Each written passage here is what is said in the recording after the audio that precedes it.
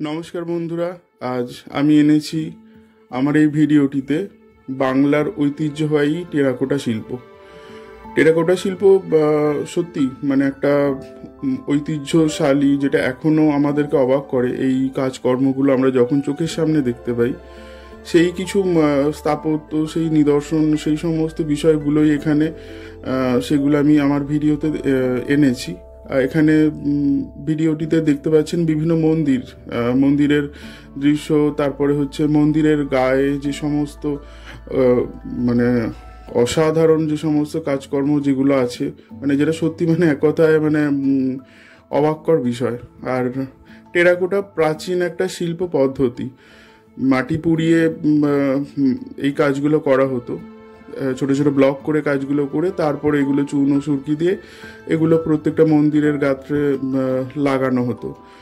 এটা অনেক পুরানো পদ্ধতি হয়েছে। এটা বেশিরভাগ দেখতে পাওয়া যায় রাঢ় বাংলা, অর্থাৎ বাঁকুড়া, পুরুলিয়া, বীরভূম, পূর্ব বর্ধমান, পশ্চিম বর্ধমান, হুগলির কিছু জায়গা অবশ্যই, আর অবশ্যই নদিয়ার জায়গা, কালনা, এই সমস্ত জায়গায় ছড়িয়ে ছিটিয়ে রয়েছে।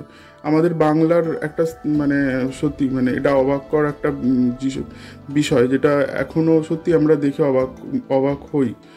কারণ অনেক বছর আগের এই সমস্ত জিনিসগুলো এখনও কিন্তু অক্ষত অবস্থাতেই আমরা দেখতে পাই।